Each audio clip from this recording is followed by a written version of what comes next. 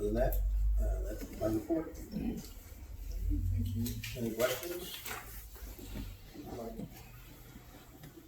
Okay, let's go on to the assessor. The only thing is, supervisor and the trustees might be interested, we had permits for 2019, 756, and a total of, permits were 817, and sales in our township was 756.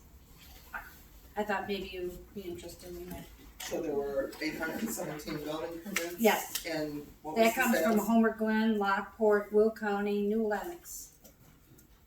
And what was the sales? The sales were 756 from January through December. Okay, thank you. Anything else, any questions? Let's move on to the clerk. Kathy Cousins. For your treasurer report is enclosed. I am also looking for a motion to approve the December 9th board meeting minutes. I'll make that motion. We have a motion by Pam, second by Candace. Any discussion? Hearing none, all those in favor of approving the December 9th regular board meeting minutes indicate by saying aye. Aye. Opposed? Abstain? Abstain. Susan abstains, all others approval. Motion carries. And I also want to remind the officials and committee members to fulfill the training requirements and provide a copy of your Open Meetings Act training certificate. If you haven't done so already. Also, in regard to the statement of economic interest, I've completed a list and submitted to Will County. I'm asking that committee chairs advise their members to expect and receive these notices by email or UPS, depending on the contact information they provided. It should be received by March of 2020. The statement form must be completed and returned to the county clerk's office no later than May 1st and is subject to late charges after this date. This is legally mandated filing, therefore if you do not receive notification, please check in with the township clerk, myself, and assure your information is correct. Okay. Anything further? Okay, let's move on to the supervisor's report. We'll start with our facilities and property management. The senior housing facility, all the unit rental payments are current and all available units are occupied. On 12/9, the supervisor informed the board of an incident of property damage at the facility by an uninsured motorist. We have been advised that this is not covered by our insurance, and our attorney instructed us to get proposals for the repairs, after which he will send a letter to the offender requesting restitution. We have received a proposal from Instant Shade for $1,120 to replace the tree with a smaller tree. We weren't able to get anything larger at this time. Staff also reported substantial damage to a unit's roof gutter system above their garage door. Although none of the residents observed anything, it appears that perhaps the delivery truck may have backed up into the building. Repair proposal has been submitted to our insurer and we will schedule the repairs. I had reported to you previously concerning Knox boxes at senior housing.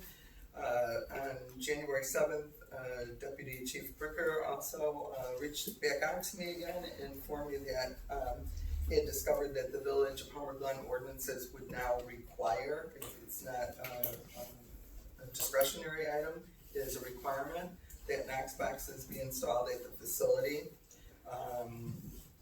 He is here tonight and he can speak to you if you have any further questions. However, our initial research, and I had brought this to you all previously, gave prices on different Knox boxes. Bricker is indicating that the preference is for installing the 8 Knox box 3200 service models, which hold up to 10 keys each on each multi-unit building. So there's 4 units, 8 complete buildings, and so we believe that ordering 8 and fitting in the keys would suffice and pass the ordinance. Dave, would you like to speak at all, or does anybody have any questions of Dave? He's here tonight to be with us. Yeah. Wait, Dave, I got a question. By chance, is there an ordinance that they have to have the Knox boxes? Yeah, she's already Okay. addressed that. There's, the Village of Homer Glen does have the ordinance, and her and I have spoken about it. The letter I presented to her does, show the highlights where multifamily is included. Okay, but I mean, I do have a question too. Certainly. Do the apartments and the condos of residents in Homewood Glen have Knox boxes? Like behind the Big R used to be Big R, like those condos and Yes, those units, yes, those have Knox Yes, boxes too? yes, Okay. yes, yes. What they cost?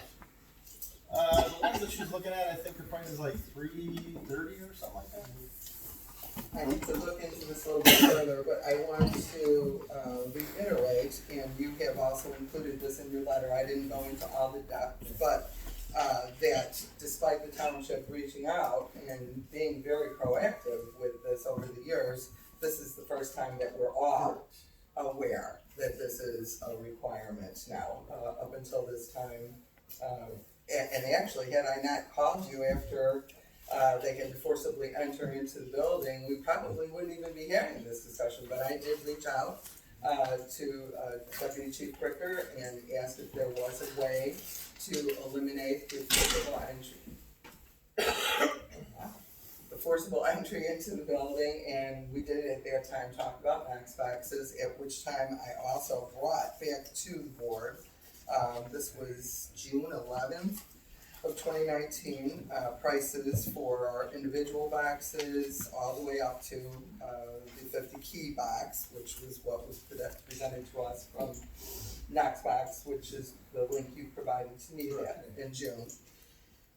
If we do this 3,200, which does do up to 10 keys in each box per unit, so they're only gonna be located, most likely on the front of the building, like where the garages are, so that they will see them. And then you have assured us that through computer technology and everything, respondents will be made aware where the Knox box is. Because that was one of our And the discussions. camera system wanted to put notes that the Knox boxes are there, where they're at on the building. With the new technology that's come out recently, we've signed on to a Flow MSP program that actually puts pictures on the screens, so the officer can pull up the screen and will actually show them where the Knox box is on the building. So that's Yeah. much better than the old. Yes. So the estimate that I have here, this is not including any installation or, reproducing any extra keys or anything like that, but we could purchase the boxes for approximately $330 each. So, by that times A, and that would be the charge. So at this time, unless there are any, Yeah, I've got a couple of questions. No matter what we do with this, how do we mount this Knox box on the building? It's usually like a concrete, like lag bolts. So there's comes with descriptions on how to mount it properly. Well, I mean, these walls are plywood and drive-it. You mount it on the wall, a good swipe, and it's off the wall. So the Knox company does provide mounting instructions for different types of walls. So if it's not a brick wall, they do tell you the types of lag bolts to put in, like whether it's the one that has the spring-loaded thing that tightens up. The way that Knox got its UL listing, those are UL listed boxes. And the way that they got their UL listing was they mounted the box and they told firemen basically break into the things. People, of course, are concerned about keys. Nobody wants to have their key, threatened or whatever. So Knox mounted this box. They told the firemen get into it. So they put the thing on the wall. The firemen physically had to beat the thing off the wall. So after they beat the thing off the wall, they had to get into the box. The design of the box is such that you can't pry it open or anything like that. The only way for them to get into the box was to use a power saw to get into the box. After using the power saw to get into the box, the keys melted because of the heat of the blade. So that's how they got their UL listing. So the keys are very safe. Nobody's going to get. Burglars are going to find other ways to get in people's buildings, not through the Knox box. The Knox boxes have been around. I've been in the fire service for 37 years. They've been around for probably about 25 of those 37. And I don't know of a time when somebody broke into a box and broke into a building. So they are very, very safe. right, and the only caveat with that is somebody has to be able to call the fire department if they get fallen or whatever, but that was our original goal besides, this additional thing, but in the previous instance, which is the only instance we ever had since the units were constructed, residents would, children, whatever, would put a fall monitor on and not follow through with the whole procedure, which is why I tried to ask this motion to be a complete program and stuff, because just, you know, and I'm saying this because, yes, if you're videotaping or if you're bringing information home, don't assume that when you do get a fall monitoring alarm or something for your parents or grandparents or whatever the case may be, that, you know, they're gonna be able to get into your house, or that, you know, there's gonna be instructions. It has to go a step further. We had no idea this person even had a fall monitoring alarm, and to the best of my knowledge, they didn't register with the district either. So we're gonna try to implement a program that is comprehensive, not just putting the boxes up there. Yes, we'll talk to all the residents that want to come to a meeting, explain the process to them. One of the big things, like she said, with the fall monitors, ADT, all the different companies that provide those, one of the questions they ask, I had to set them up for my mom and my mother-in-law, and they ask about keys specifically. They will put in their notes, do you have keys for the property, where are they at? And yeah, if you say, no, nobody's got a key, you know, that's what they're gonna do. If you put in there, you know, so we can talk to the residents that they can contact these companies and say, there's a Knox box out front, so not only will we have it on our end, but the alarm company, ADT or whoever, when they call our dispatcher, they're gonna tell them, there is a Knox box out in front with a key in the building. Right, and, you know, in our unit, we have, we do require guarantors, which is, somebody that is legally responsible for our residents, and they're signed on the lease, they provide all the information, so in the past, anytime, you know, they would contact their family members, whatever, I don't know exactly what happened, and that resident is no longer their tenant, and they did pay to make all the repairs, too, out of their security deposit, but moving forward, you know, we can go a little bit more comprehensive, it sounds like. So I would need a motion, and I'm asking for that full motion, which I'm asking for the supervisor be directed to set the policies, disperse the payments from the senior housing fund, and administer the installation of the required Knox box program with the guidance of Attorney Sramick regarding any necessary documents, agreements, or revisions of leases that may be required to implement the program. Do I hear such a motion? I'll make that motion. I have a motion by Kalis, and do I hear I'll second a it. second by Olford? Is there any further discussion on the motion? Yeah, what kind of Knox boxes are we ordering? You mean 3,200? Well, are we gonna do Oh. the 8 box, the 4 box, we're gonna put one on each one? I mean, the reality here, and again, speaking as an ex-fireman, you put one at the end of the building, the truck pulls in, the oldest, slowest guy gets out of the truck, is gonna go to the Knox box while you drive down to the other end of the building. And I'm looking through the door, seeing somebody laying on the ground, big pool of blood on the floor. I'm not gonna wait for this guy to open the Knox box, I'm gonna open the door. That's why we talked about having one on each building instead of having one for the whole complex. So Yeah, one the on each shell, building. the building's 500 feet long. The Knox box is at one end, somebody's gotta run down and get it. I'm just asking, Yeah, no, the buildings aren't that big, so we pull up to the street side and get it, so. There's only 4 units in a building, so. Right. I think the only issue is gonna be, from the one per building perspective, you know, this is just looking at all of this from the one per building perspective. Yes, it is a cost savings, however, we have back units. I don't think it's gonna be a problem anyways, because you're gonna know what unit it is. They can drop Right, someone when off they right at open the up- lock box and go do their thing, so. When it they ain't gonna be open the that big. box, we're hoping, that's why I wanna make sure it's a comprehensive, thing. We don't have a key to the Knox boxes, so we have to continually work, and we have Knox boxes in other buildings. So we will have to work with the department, so hopefully we will always have, the address on the keys, there could be 2 keys.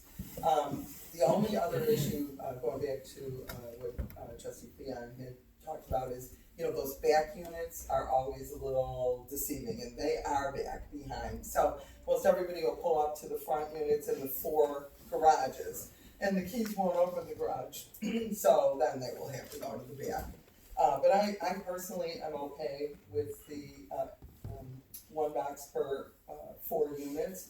And again, the frequency of this occurrence is very minimal, and I pray and hope that it will even less than what we had. We've opened the units in 2005. It is now 2020, and we've not had any forcible entry by the fire department prior to this. So we got a good track record going. We have a good system. We have emergency contacts. We have been contacted by other residents when they suspect that other tenants are, not available. Sometimes they're out of town and they just don't tell them. But if the garage doors are left open, they have a very close-knit community there. And this is just one, in my opinion, this is just one more step towards being able to move forward. So We have a motion, we have a second. we do. We have a motion, we have a second, and I would ask the clerk to call the roll, please.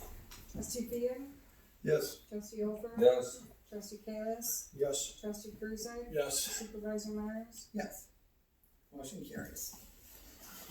Going on to the town center sports field properties, we continue to have issues with the original sport post detaching from the newer expanded safety netting installed at the baseball fields. We have located a contractor, a new contractor agreeable to evaluate and make repair recommendations to reattach the support posts. The contractor has provided a proposal for repairs, and a motion is requested approving that proposal in the amount of $550. I'll make that motion. We have a motion by Kalis. Do I hear a second? I'll second. Second by Kruzak. Any discussion? Yeah, does the welder know how to weld to galvanized pipe? That's the reason the welds failed the first time. Is not only did whoever welded that not know how to weld, they didn't know how to weld a galvanized pipe, and that's the reason all the welds broke.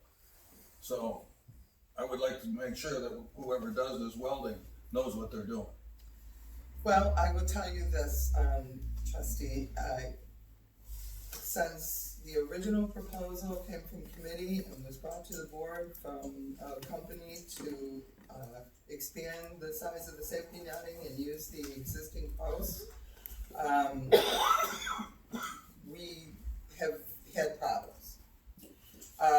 We are no longer dealing with or stopped dealing with the original installer, and we went on to contacting several other professionals in the business of the safety netting, and we were told a mixed amount of things.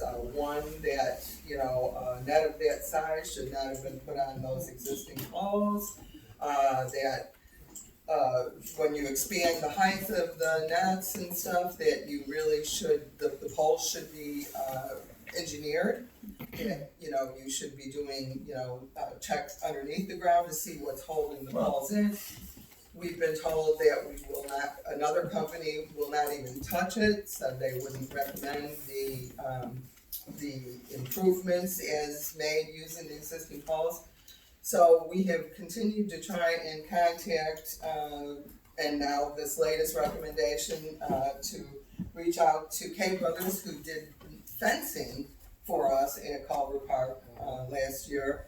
And that's what we've done. I mean, I don't know. Well, I was out there this afternoon. I looked at it, and the welds are just globbed on there. Whoever did it didn't know how to weld, and they didn't grind down the galvanizing, and weld won't stick to galvanize. So I just want to be sure that the price isn't unreasonable. I just want to be sure that come 2 months from now, all the tracks don't break again. Yeah, I don't know what to say. It was a proposal that was put forward. There wasn't multiple proposals. It wasn't research. There was no, I can tell you what, other, contractors who would not look at it, as I just did. Well, I understand that. Yeah, okay. So I have a motion and a second. Will the clerk call the roll, please? Supervisor Myers, Yes. trustee Kalis, Yes. trustee Kruzak, Yes. trustee Fian, Yes. trustee Ofer, Yes. Motion carries. Okay, a meeting has been scheduled with Passion and Gordon and the structural engineer to move forward with the preparation of scope of work, as we discussed in great detail in previous meetings. On December 10th, HAC submitted budgetary estimates to the township office for the replacement of baseball field scoreboards, which the board has been provided a precursor, and as is customary, the information is provided to the Park and Rec Committee for their review and recommendations to the board. Reporting on financial and accounting, we are embarking on and completing our end of year calendar reports. You know, the township fiscal year ends on March 31st. There are various other calendar year reports that are required of us through federal and state. For example, the 1099s, the W-2s and W-3s, and our office is busy working on that. As I reported last month, and again, we are creating the 2021 fund budgets, and we invite officials and committee chairs to give their input. Under administration, Roy has already reported to us under our public input, CDBG program. We have received the monthly progress report prepared by you, and we are making great strides. The daily reports indicate that the water mains and fire hydrant installations are complete. Pressure assessment and water chlorination samples have all passed the required testing. Culvert and service line installation is in progress. We have beginning, but it's in process. And pay request number 1 was approved and has been submitted to Will County, and we are currently awaiting grant payment and reimbursement to get that off to the contractors. Regarding the township website renovation project, as many of you know, with the unexpected resignation of Clerk Solo, who was leading the project, the previous board had already approved it and efforts were suspended. Clerk Kuzak, myself, our IT professionals and staff have formed a task force to restart the efforts, and a meeting was scheduled. At this point, we anticipate the project to move forth at an estimated cost of approximately $1,500. We estimate the modernized website will require several months to develop the content and transition the data to the new site, and I will update you as we move along. There's been several press releases and publications prepared. Supervisor created the annual year in review and the township social media disclaimer, which have been published. This takes us on to the township committee reports, and I would like to begin with events chairman John Friesen. Madam Supervisor, there is no report other than the committee will be getting back into full swing after the holidays here in February. Unfortunately, it will be, our meeting is scheduled for after the February meeting, so we're looking at March. But we are looking at, planning and putting together a plan for any kind of up-and-coming events for next year. That's all I have. Thank you. We'll go on to the open space planning and operations, Chairman Tony. First thing is the Welcher Farm, the lease is expiring soon. We will solicit bids through public publishment so that we can renew the bids.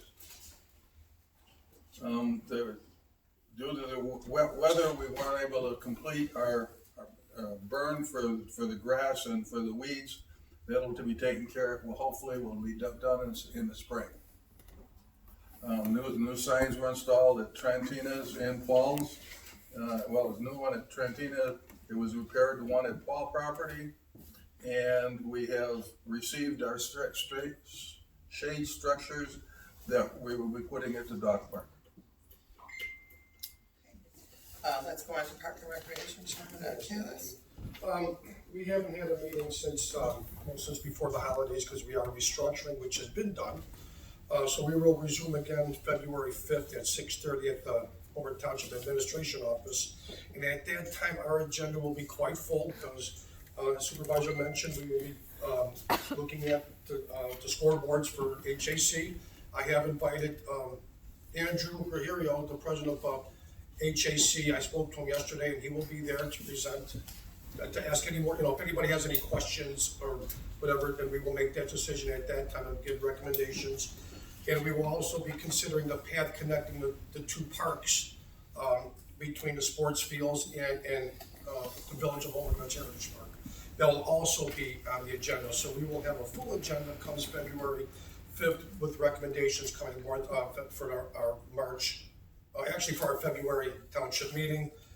And again, anybody who would like to attend is February 5th, 6:30 at the admin office. Suggestions, concerns, complaints, praises, whatever it might be. And that concludes my report. Thank you. Thank you. Senior Citizen and Special Needs Advocacy Chairman George Alford. All right, the committee has been evaluating the public transportation services currently available to the senior and special needs citizens of the township. We have reviewed the PACE van pool program information and discussed developing a pilot program to assist with medical-related transportation needs.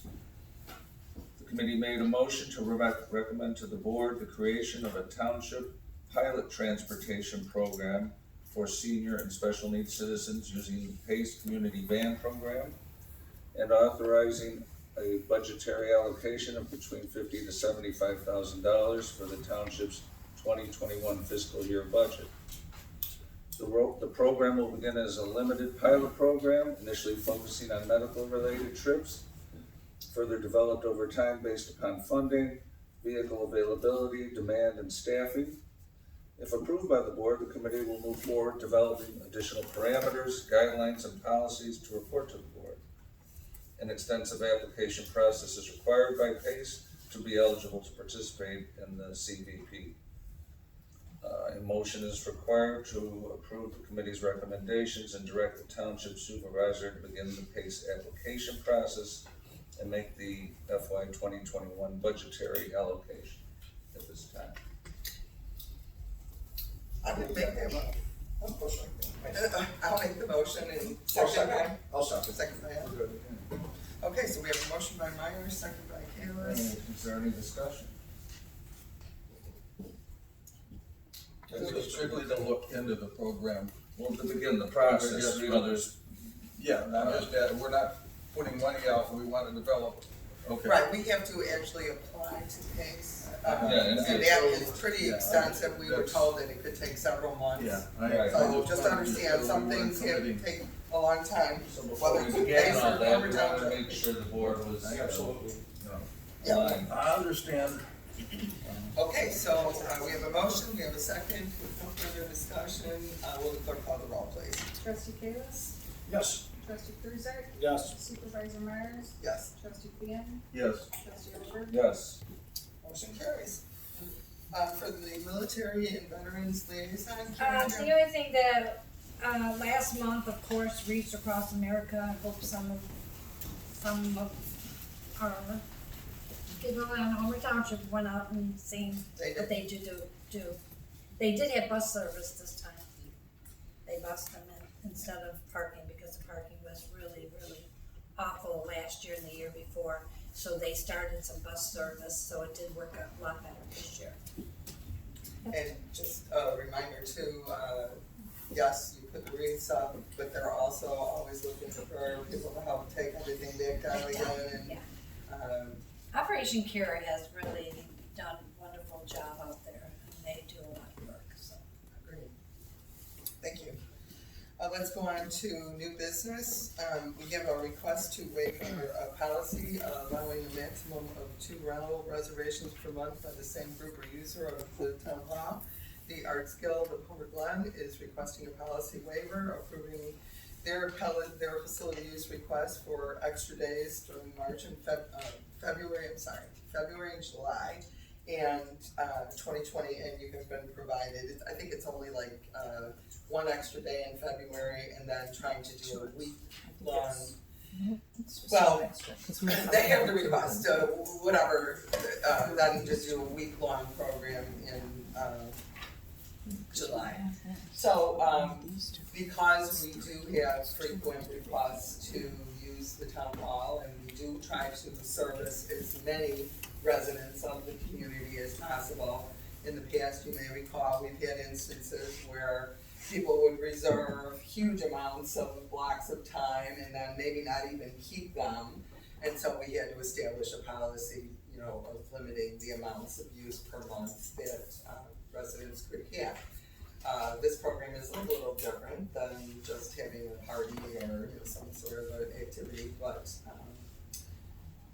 they are doing programming, and Sandra, we would you like to share with the board, the results of some of your earlier programming, now that you've reported to us, or people that have been, doing the programming and told us at the office that it's been going great? It has been.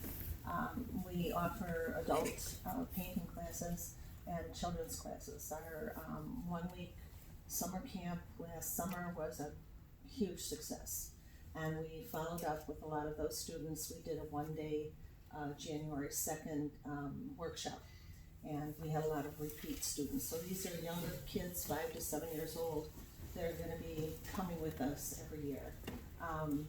Nancy is our watercolor instructor, and she has about 16 days of programming developed.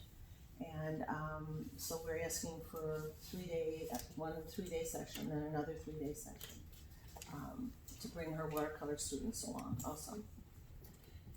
Thank you very much. Okay, so if there, I'll make a motion to approve the request. thank you. There's a motion from Oakford, second. I'll second it. Second from Keon. Any further discussion? Hearing none, all those in favor signify by saying aye. Aye. Opposed? Hearing none, motion carries. Also just want to let everybody know that the Township Officials of Illinois 2020 scholarship applications are now available. They're on the Township, links are on the Township website. If you need any further assistance with it or print them out, we can help you with that. This year TOI will award 7 $2,000 scholarships, and they are to residents of the state of Illinois, and I believe they're limited to schools in Illinois, but there's further information in the application. So encourage, if you have any students that are approaching college age, this is a good opportunity, one of those local grants. Then to go on to old business, as you know, we've been following the Formatos property zoning and map amendment request. The county has voted, or at least the planning commission has unanimously denied the request on January 7th. You had directed me at the December meeting to prepare a letter objecting to the map amendment rezoning, and that was done and sent on December 12th. It's my understanding that the next steps are going to be tomorrow at 10:30 a.m. The Will County Land Use and Development Committee will consider this. I just want to let you know that I've been told, I know there was discussion at the last meeting, that perhaps filing a formal objection, the township filing a formal objection would force a supermajority vote by the county board. I've been told by the Will County Land Use staff that that is not correct, that their ordinance only applies that to municipalities that are objecting, and they are not viewing the township as a municipality. And, with the annexation into the township property, there was a time years ago when the township did have its zoning powers and file its maps. But because the annexations have moved so much more into the township, even if that is true about the municipality, the municipalities can object to rezoning within 1.5 miles of their boundaries. So either which way, it's now on the municipalities to object to the rezoning. I have also been told that none of the surrounding municipalities, including the village of Homer Glen, has objected to this. So I do understand that there are still several violations. More have been brought forward from the EPA, etc. And just the residents are hoping that the county will protect them. And that concludes our new business. Is there a need to go into executive session? I have no. Okay, I would entertain a motion to adjourn. So moved. So a motion by Kruzik, second by Fiat. All those in favor signify by saying aye. Aye. Aye.